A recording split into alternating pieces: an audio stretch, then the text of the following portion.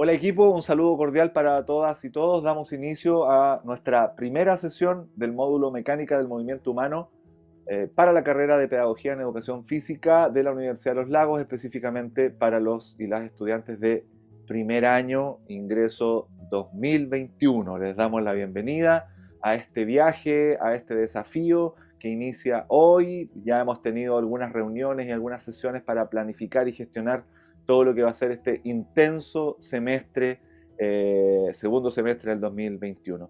Para dar inicio a esta actividad no puedo dejar pasar un evento tremendamente importante. Ayer tuvimos la suerte de reunirnos, de juntarnos, de conversar, de saludarnos. Teníamos muchas ganas de abrazarnos y de saludarnos, pero no lo podíamos hacer. Tomamos todas las medidas del caso. Hay estrictos protocolos en la universidad para el ingreso de los estudiantes que se deben evaluar al inicio, deben certificar también con pase de movilidad. En fin, hay una serie de medidas que hoy día se están exigiendo en la universidad.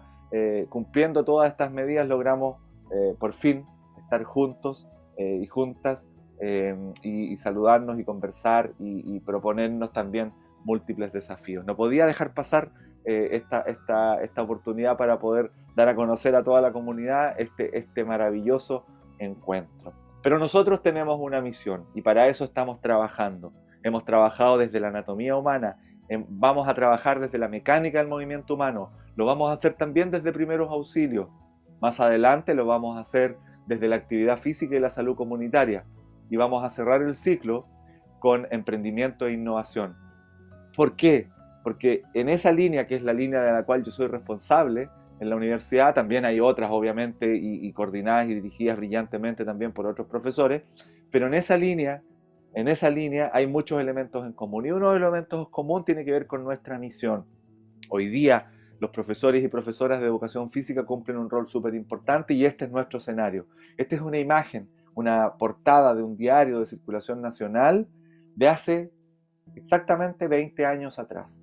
Y hace 20 años atrás, este era el análisis, era súper crudo el análisis que se hacía en esa época, un país gordo, sedentario e hipertenso. La falta de conciencia de los malos hábitos está llevando a la salud de los chilenos directo al abismo. Hoy día, en el 2021, ha pasado mucho tiempo, han pasado muchas cosas y estamos en medio de una pandemia que ha visto exacerbar todos estos elementos que están aquí plasmados. Siempre parto mis clases, siempre parto mis proyectos educativos compartiendo esta mirada que es una mirada crítica de lo que está ocurriendo hoy día en el país. Insisto, la pandemia por COVID-19 ha generado un aumento quizás de muchos de estos indicadores. Y no solo un aumento, quizás la mantención, se han perpetuado muchos de estos datos. Más adelante vamos a compartir algunos de estos datos, ustedes ya los conocen porque lo hemos conversado en la asignatura anterior de Bases Biológicas y Anatomía Humana. Eh, ¿Cuál es la lógica y cuál es el objetivo de poder compartir esta información? Es que siempre tenemos que tener ese norte. La educación física, la educación en general tiene un rol súper importante también en la vida de las personas y la educación física en particular, está de más decirlo, pero es importante reforzarlo, tiene un componente y un rol súper importante en poder dar solución, en poder interpretar muchas de las cosas que están ocurriendo y en el poder tener las herramientas, básicamente las herramientas adecuadas para poder luchar y revertir esta situación. Ese es nuestro camino, esa es nuestra responsabilidad, no es solo nuestra, este es un trabajo integral, interdisciplinario, que hay muchas disciplinas que tienen que compartir, que deben trabajar con una visión integral de las personas, donde la educación y la educación física cumplen un rol sumamente importante. El año 2015, en septiembre del año 2015, la Organización de las Naciones Unidas, la ONU, se reunió con carácter de urgencia. Se vincularon muchos países que son miembros de la ONU y ellos establecieron algunos objetivos para ir resolviendo algunas de estas temáticas y muchas otras más. Estos objetivos están ahí plasmados y se los presento. Estoy seguro que muchos de ustedes ya los conocen. Esta es una agenda mundial donde hay múltiples organizaciones que lo que buscan básicamente es cuidar el planeta, salvar el planeta, de lo que está viviendo hoy día, porque la pandemia es una de las grandes consecuencias de nuestra forma de vida. Y hay una serie de objetivos que se les conoce como los Objetivos de Desarrollo Sostenible. Son 17. Estos objetivos perfectamente se pueden adaptar a la realidad de cada comunidad, de cada sociedad, de cada país. Dentro de cada país, de cada región, dentro de cada región, dentro de cada comunidad también se pueden ir generando adaptaciones. Pero si se dan cuenta, hay objetivos que están vinculados con la salud de las personas, con el bienestar, con la calidad de vida, con la educación. Y ahí aparecen una serie de otros elementos que son sumamente importantes. Hoy día la igualdad de género es una prioridad. El fin de la pobreza, el aseguramiento del agua, la energía no contaminante, el trabajo decente, de la mano con un crecimiento económico que sea respetuoso también con el medio ambiente, la innovación, reducir las desigualdades, el tener ciudades que sean sustentables, ¿no es cierto? La producción y el consumo responsable, eh, acción por el clima, el cuidado del mar, de la vida submarina, de los ecosistemas terrestres, la igualdad, la paz, la justicia y alianzas para lograr estos objetivos. Y uno podría decir, oye, ¿por qué el profe nos está contando todo esto? ¿Qué tiene que ver con la mecánica del movimiento humano? ¿Qué tiene que ver con los primeros auxilios? Esta agenda está planteada de aquí, del 2015 al 2030 y se espera que en ese periodo muchos países traten de avanzar colocando en su agenda estos objetivos. Y nosotros no podemos estar ajenos de esto.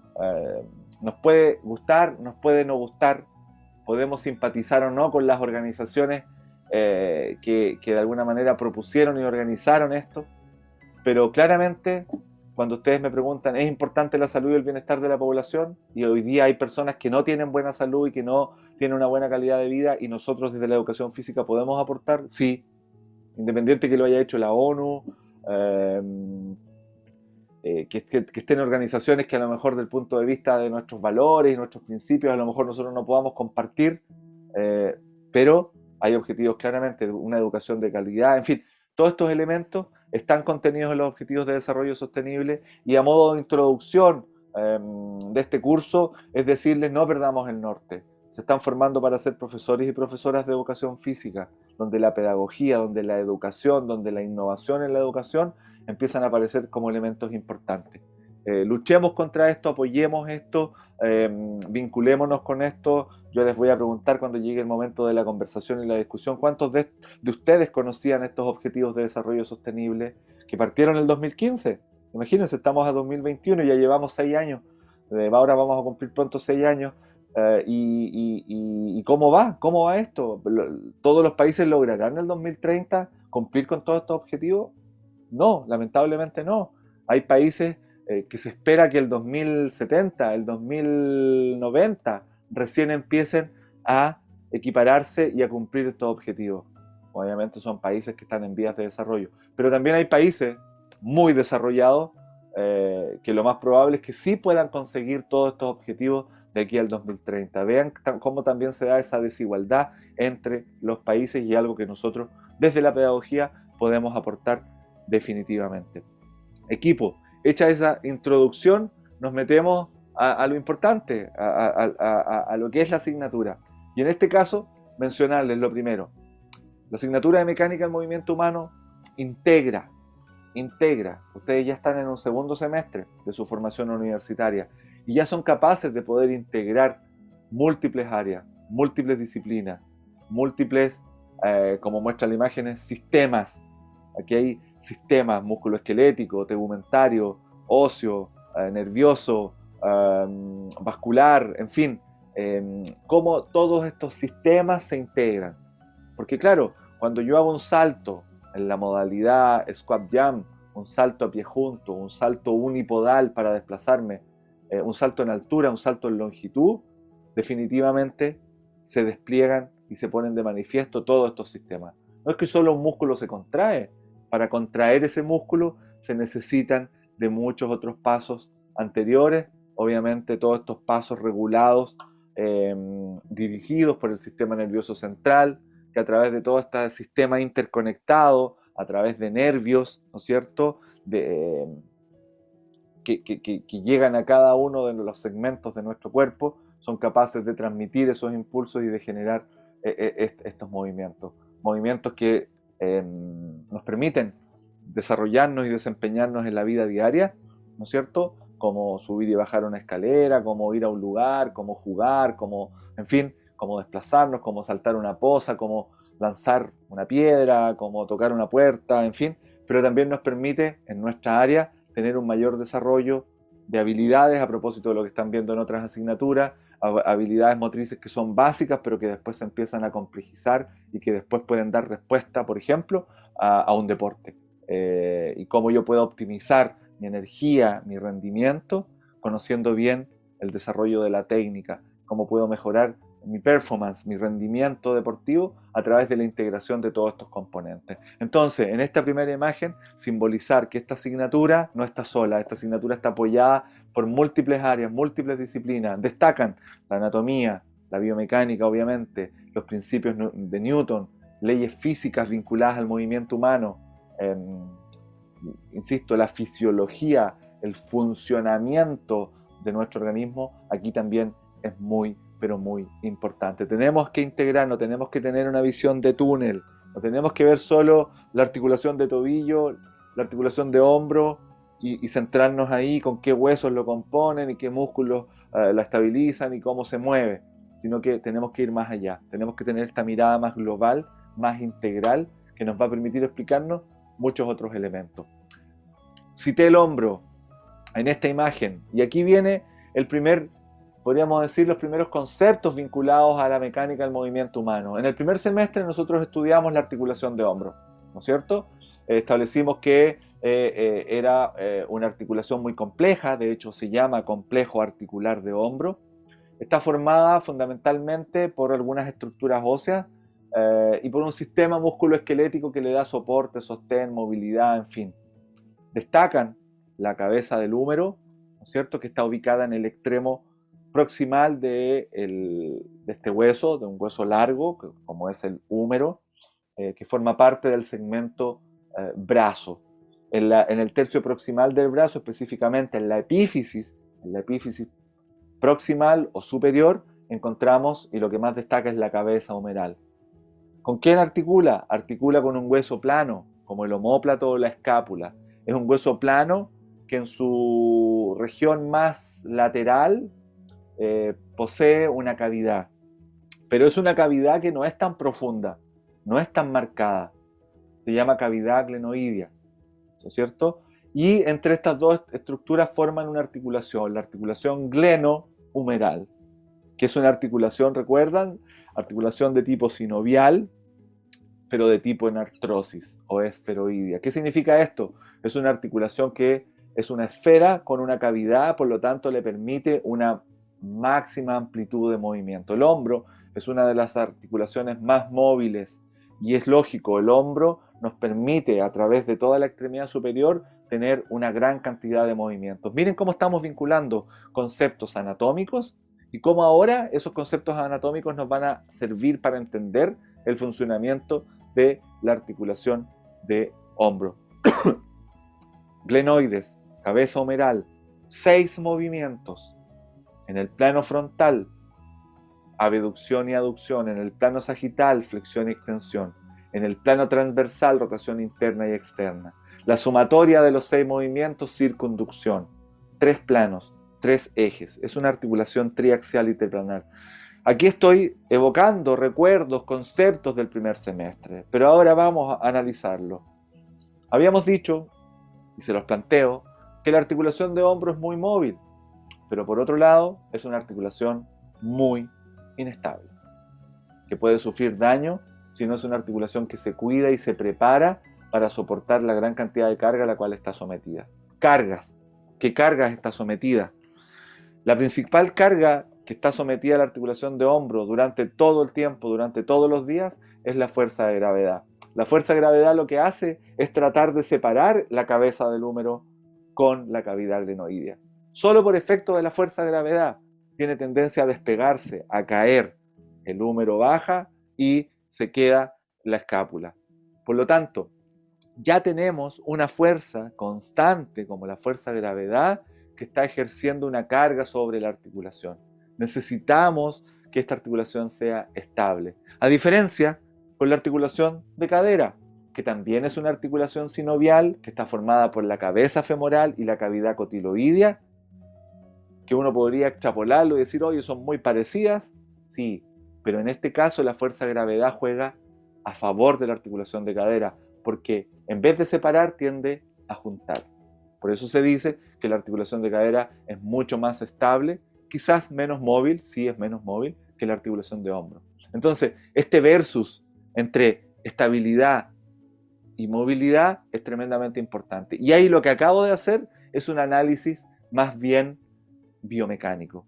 Estoy hablando de fuerzas que intervienen en el movimiento. ¿Qué pasa si yo comienzo en el plano frontal a hacer un movimiento de abducción y llego a 90 grados? ¿Qué pasa en los 90 grados de abducción de hombro? ¿Qué pasa con las superficies articulares? ¿Qué pasa con los músculos que están alrededor de la articulación? ¿Qué pasa con las otras articulaciones? Porque, ojo, yo ahora les estoy hablando solo de la articulación glenohumeral, pero sabemos que hay 5, 6, 7 articulaciones más alrededor de esa gran articulación. Por eso hablamos del complejo articular de hombro. ¿Qué pasa si ahora yo estoy en abducción y más encima coloco una carga externa? Coloco una mancuerna de 10 kilos en la región más distal, en este caso en la mano. ¿Qué pasa aquí a nivel de hombro? ¿Qué otros músculos están participando? A lo mejor los músculos que participaban aquí a 90 grados a lo mejor necesitaron de ayuda para poder soportar esa mancuerna de 10 kilos. ¿Qué pasa si yo bajo a 45 grados? Vuelvo a 45 grados. ¿Están los mismos músculos? La tensión que se está generando en la articulación, la carga que está realizando, ¿es la misma ahora? ¿Con los mismos 10 kilos? Entonces, ahora miren cómo hicimos un análisis partimos haciendo un análisis desde lo anatómico y terminamos haciendo el análisis desde lo biomecánico, vinculando estos temas. ¿Cuál será el gasto de energía de los músculos para mantener esa mancuerna de 10 kilos? Fisiológicamente, ¿qué estarán haciendo esos músculos? ¿Cómo estarán generando energía? ¿Cómo se produce la energía? ATP. El ATP es la fuente de energía que está almacenada en los músculos y en otros órganos también que permiten el poder cumplir todos estos requerimientos de energía. ¿Qué pasa si yo empiezo a hacer repeticiones con esos 10 kilos y hago 100, 150? ¿Puedo hacer 500 más? ¿1000 más? ¿Se acaba alguna vez ese suministro energético? Ahora, ¿qué pasa si yo hago pocas repeticiones pero a una alta intensidad y lo trato de hacer muy rápido y explosivo? ¿Podré hacer muchas repeticiones o haré menos repeticiones? Entonces, miren cómo ahí, en ese ejemplo muy básico, hemos vinculado conceptos de anatomía, de biomecánica y de fisiología. Con esto termino la primera parte de esta sesión. Voy a dejar de grabar para dar espacio ahora a la reflexión, al análisis, a los comentarios, para poder ir continuando con otros conceptos, los cuales vamos a ir vinculando esta sesión.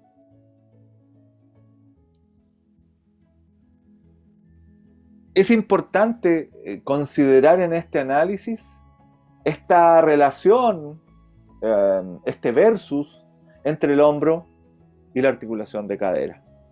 Aquí la fuerza de gravedad, como les decía anteriormente, juega a favor. En el ejemplo anterior, la fuerza de gravedad juega en contra. Por lo tanto, debiesen existir estructuras que estén disponibles, ¿no es cierto?, para asegurar la estabilidad de la articulación.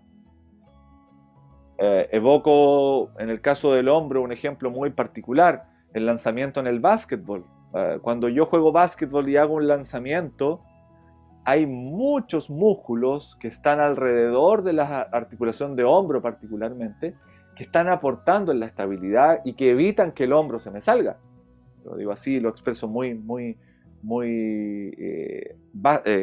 básicamente. Pero hay articulaciones por anterior, por superior, por posterior, intrínsecamente también, que están aportando en la estabilidad. Porque el hombro sabe que tiene que luchar contra la fuerza de gravedad y el hombro sabe que tiene que luchar también contra todas las otras fuerzas. Cuando yo lanzo un balón, el balón también está ejerciendo una fuerza sobre la articulación. ¿Qué pasa si cuando estoy lanzando un rival me pone una tapa y mi articulación de hombro se va hacia atrás, es posible que se pueda luxar. Entonces, ¿cómo ahora aparece otro elemento que tiene que ver con la falla, con la fatiga, con la lesión del sistema musculoesquelético en la práctica deportiva? Súper importante, insisto, equipo, considerar esta relación, este versus que yo hablo siempre entre el hombro y la articulación de cadera. ¿Qué pasa en el caso de la articulación de rodilla? Aquí también ocurre un fenómeno muy especial, muy importante de analizar. La articulación de rodilla es otro tipo de articulación con respecto al hombro y la cadera. También es una articulación sinovial, eso tienen en común, pero aquí se genera un fenómeno muy particular. La articulación de rodilla sabemos que es muy importante porque nos permite en el desplazamiento poder cambiar de dirección, poder saltar, poder flectar y tomar impulso, impulso monopodal o unipodal, salto con pie junto, salto con un solo pie. En el fútbol, en los deportes, los cambios de dirección son sumamente importantes. Bueno, aquí se da un elemento de estabilidad que es sumamente importante. Obviamente los músculos cumplen un rol importante, cuádriceps, isquiotibiales y todos los músculos que están alrededor de la rodilla, incluso los gemelos, son músculos biarticulares que atraviesan dos articulaciones, en este caso los gemelos se insertan arriba en el fémur, por la región posterior, por lo tanto van a ser importantes también. Pero aquí hay un sistema cápsulo-ligamentoso que es muy importante. Los ligamentos cruzados anterior que están dentro de la rodilla, ya los vamos a analizar. Los ligamentos cruzados tienen una particularidad, son ligamentos cruzados anteriores y posteriores, son ligamentos que son intraarticulares, es decir, que están dentro de la articulación, pero la particularidad es esta, que están fuera de la cápsula articular, son intraarticulares y extracapsulares. Tienen una disposición muy particular y básicamente lo que entregan o aportan estos ligamentos es estabilidad para la rodilla. La rodilla no se debiese mover en este sentido, en un sentido antero o posterior. Para eso están los ligamentos cruzados, que lo que hacen es evitar este movimiento de desplazamiento en el sentido antero o posterior. Cuando estos ligamentos se cortan, que es una lesión muy de moda, sobre todo en el mundo del fútbol, del básquetbol, del rugby, del esquí, en fin, escuchar a deportistas muy famosos decir, oye, tiene una lesión de ligamento cruzado anterior. ¿Qué pasó ahí? ¿Qué pasó con la estabilidad? ¿Por qué este deportista que es connotado, que es preparado, que es auspiciado, que trabaja en las mejores superficies, que tiene la mejor indumentaria, por qué este deportista se corta el cruzado anterior? ¿Qué pasó? ¿Qué falló? ¿Faltó musculatura? ¿Sobró musculatura? ¿Hubo un desbalance, un desequilibrio? ¿Qué factores están vinculados? ¿Habrá algún factor externo? ¿Algún factor extrínseco? ¿O será un factor vinculado al sujeto? Un factor intrínseco. A lo mejor está tomando algún medicamento que le afectó el tejido ligamentoso. En fin, biomecánica, mecánica del movimiento humano. Podemos explicarnos muchos fenómenos, muchas lesiones por algún problema biomecánico, un problema de postura. Esta persona parece que se cortó el cruzado anterior porque tiene una deformidad en su rodilla, tiene las rodillas más juntas o tiene las rodillas muy separadas. Podría tener unas rodillas, un genu varo o un genu valgum. Son conceptos que vamos a ir durante el semestre analizando, revisando.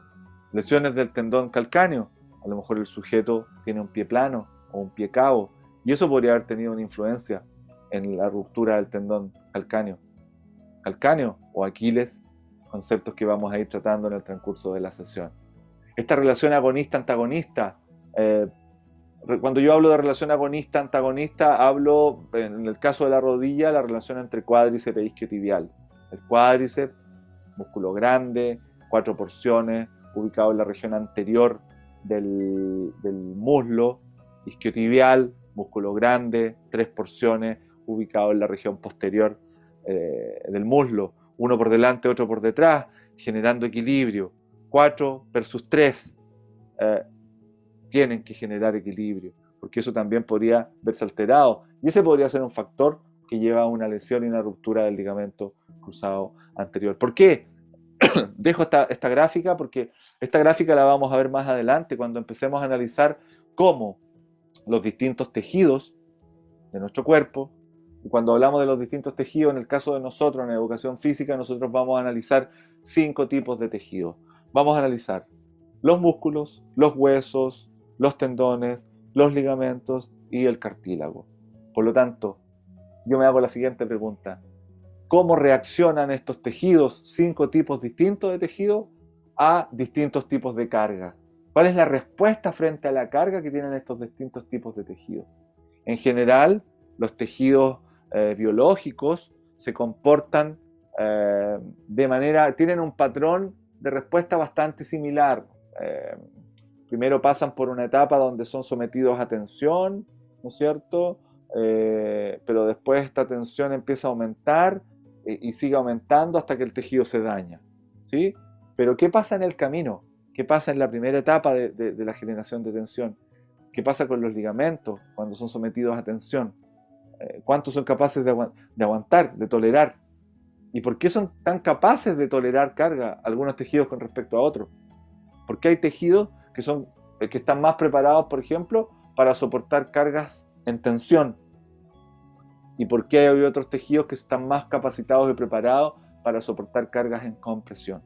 ¿Sí? Entonces lo que vamos a hacer en esa parte del semestre, en esa unidad temática, es que vamos a analizar estos 5 tipos de tejidos. Vamos a ver de qué están compuestos, cuáles son sus ingredientes, qué ingredientes hacen que sean capaces de soportar más un tipo de fuerza u otro, tipos de carga, a qué tipos de carga estamos sometidos, qué pasa con la compresión, qué pasa con la tensión, qué pasa con la cizalla, que es un tipo de carga bastante nociva y conflictiva y peligrosa, porque es una carga en un sentido distinto.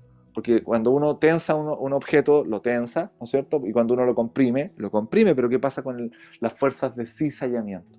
También lo vamos a analizar. Disco intervertebral, 3 niveles. El primer nivel, un disco bonito, completo, con toda su turgencia. La foto se ve como muy bien hidratado, es un disco joven. Se ven los anillos fibrosos, se ve el núcleo pulposo. Es un disco intervertebral ubicado a nivel de columna. Es un disco grande, lo más probable es que sea un disco de la zona lumbar. Pero en la segunda imagen ya se ve un disco con menos agua. Inevitablemente en esa foto se ve un disco con menos agua.